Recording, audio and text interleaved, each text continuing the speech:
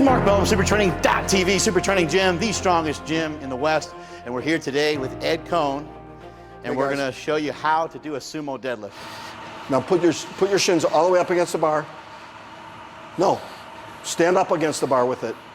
Walk up forward next to the bar. I want you to look forward and squat to the bar. Just open up your taint a little bit, relax. Now squat. That's like, I literally can't move. I know. That's as far down about as I'm gonna go. Now relax your hips a little bit. Just go. Now grab the bar. Put your chin up, right to there, just so you can lock your shoulder blades in. Even if you're not putting your chin up, lock your shoulder blades. There you go, right there. See a difference? Yeah, I mean, there's just no way I can pull from there. Yeah. Though. Start off a little closer then. I can't start closer. I have to be further. No, instead of this wide. Oh, closer stance. Because that's going to pull me over right away like this anyways. Right. Me too. So if you're like this, see you open up and you get closer to the bar. Right. It's harder.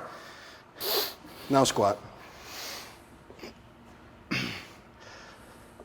There you go.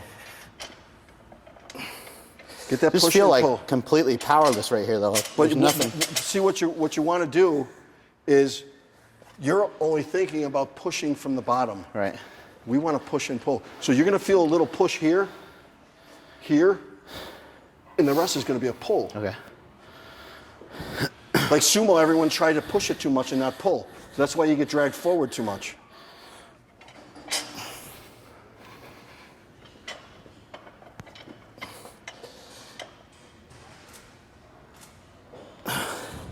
Yeah, I know it's uncomfortable.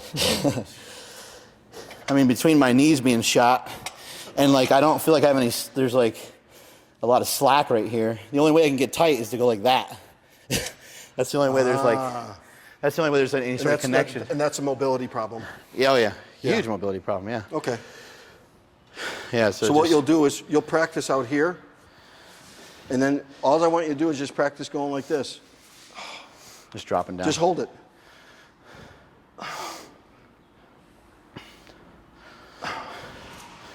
And just drop down in there. You release. Right.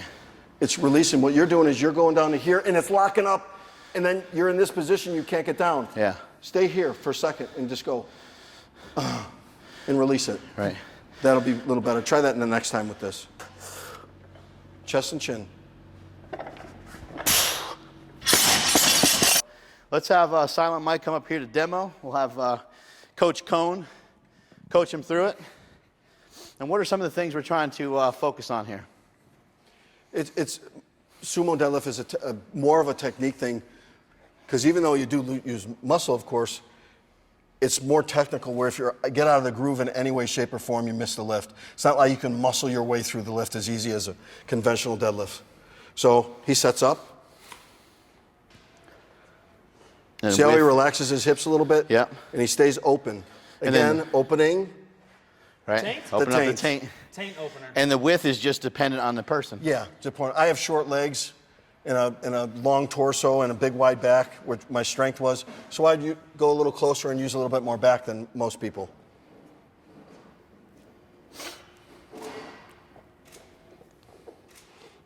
One more. See, what he wants to do is he wants to get a push and hips through faster.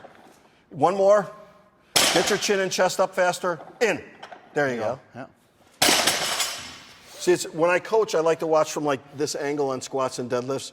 You get a better view of everything that can go wrong. Right. So we could see when his hips on the last one when they shot forward. Right. You could see a big difference there. Just being lazy, pushing them through on my first two. Yeah, you're too slow. Let's go ahead and line up on the bar again.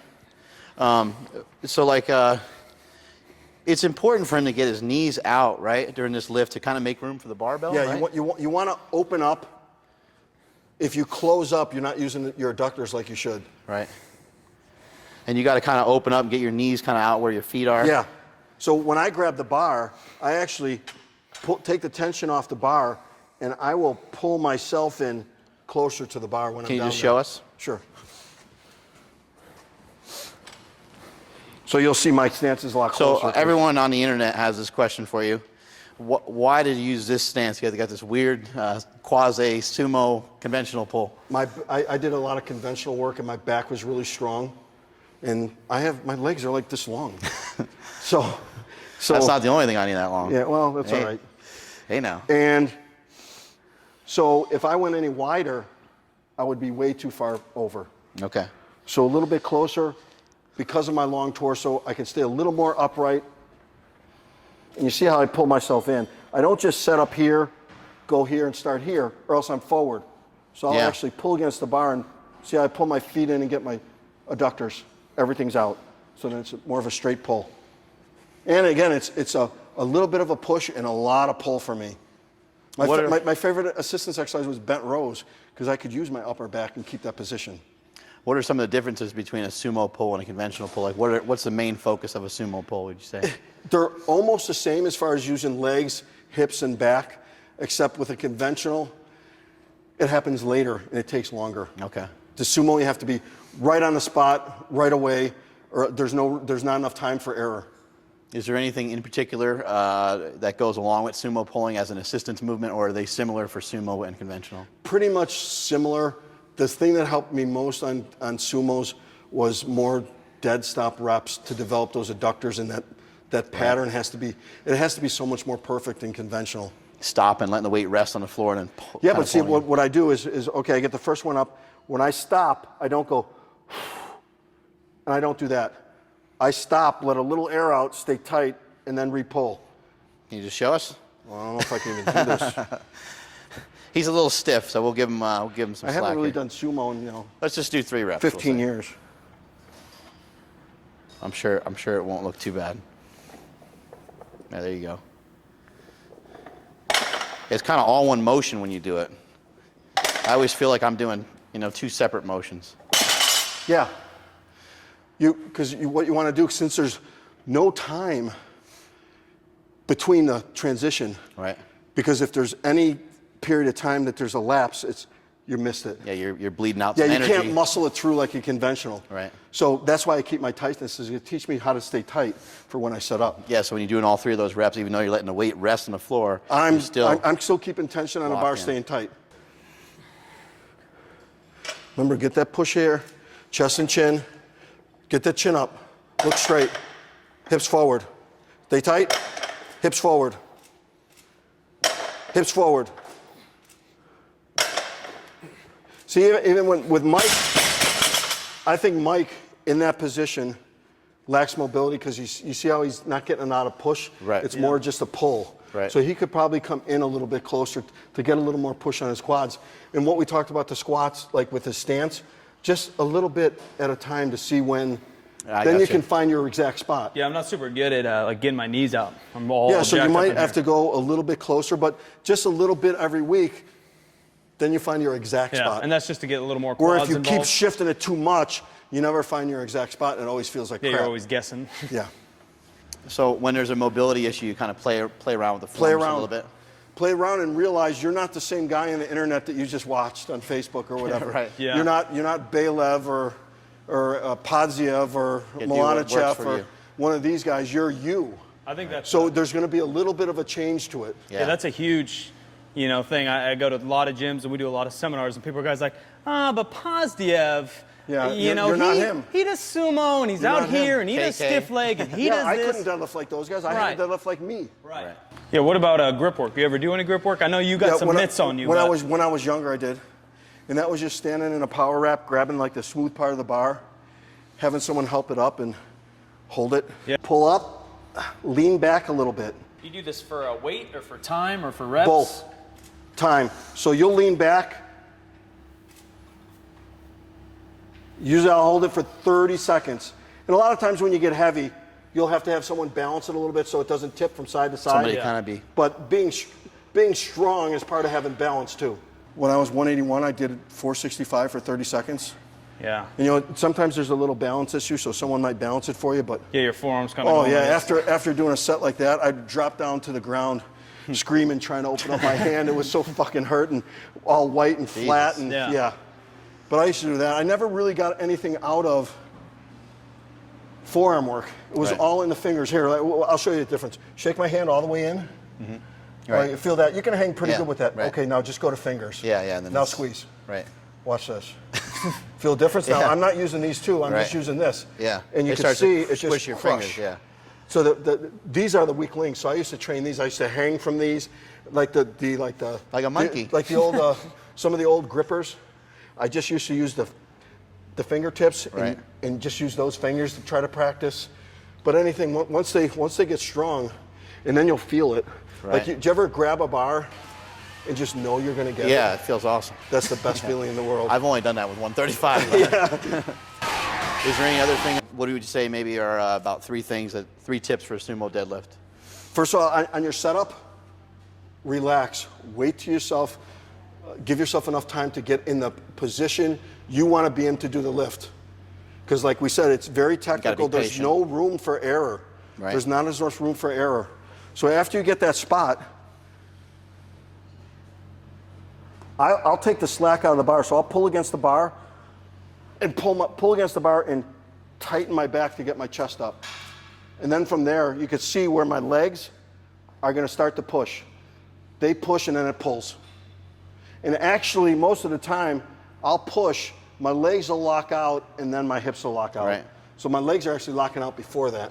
What's the deal with the lower back? You know, a lot of people get worried about the lower back during any form of deadlift. You want the back flat? Is that what you're trying to? You can arch your upper and middle back a little bit, but never your lower back. So just keep your lower back kind of neutral. Yeah, and just keep. I mean, like KK yells out, you know, I build my own belt. Right. And there was a guy named Yuri Spinov from Ukraine I saw squat 947 with no belt. Wow. And he didn't bend over. Jeez. That's from all the ab work he did. Just to have enough strength to the abs as, you know, correlated to the back. Yeah, and that's just keeping it tight. Keeping it tight. It'll adapt. Adaptation. Yeah.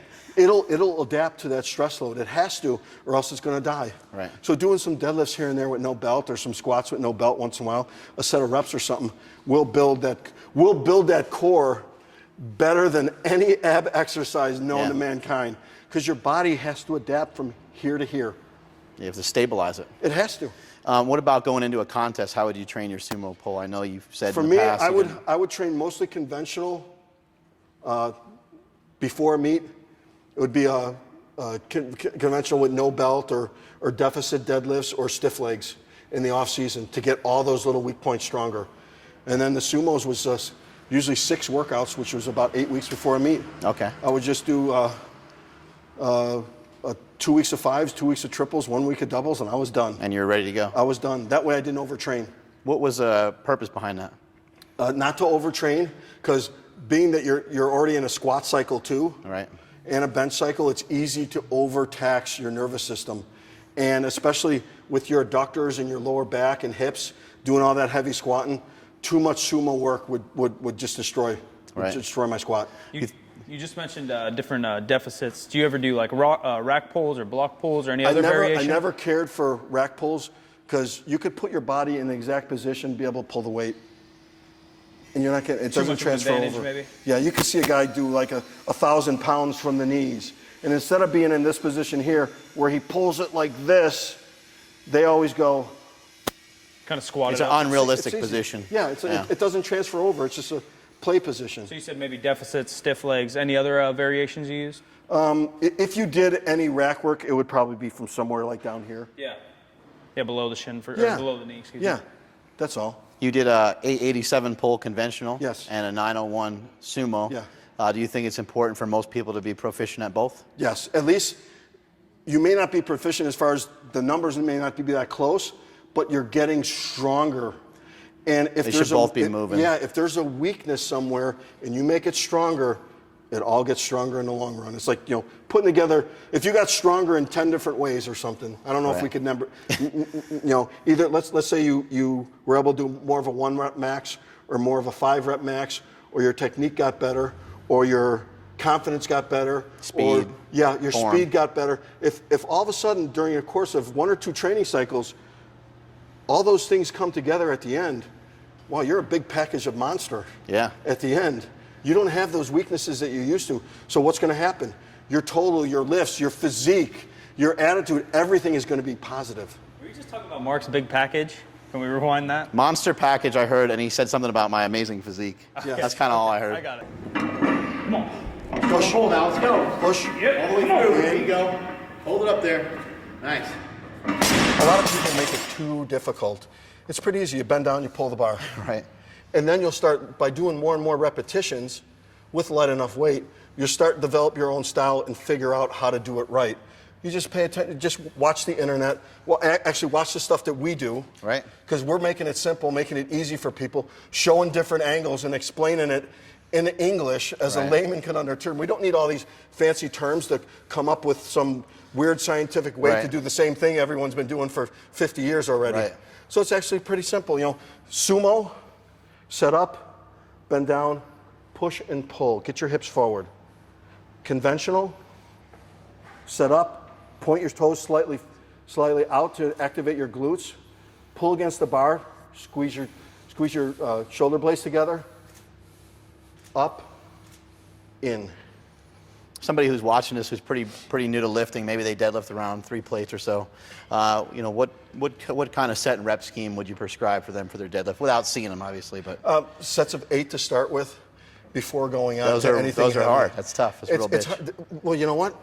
People run away from stuff that's hard. Yeah. But that's what sets the pattern that makes you stronger. That Look at Jesse Norris. Yeah, sure. He does high reps. Yeah, look at him. Yeah, If you animal. get those reps down in your groove down, your body knows what to do under that Right. tension, in that right pattern. So it never forgets. So maybe sets of 8 for like a month, sets of 6 for a month, something like that. Yeah, something like that. But take your time. You don't have to go a max out set of 8. It could be moderate. It could be 75% of it. It could, Right. intensity. That's what most of your gains are going to be made anywhere from like 72 to 80%. The 90% and stuff, that's for peaking. The lighter stuff is just for some hypertrophy work. Easy for you to say. Yeah.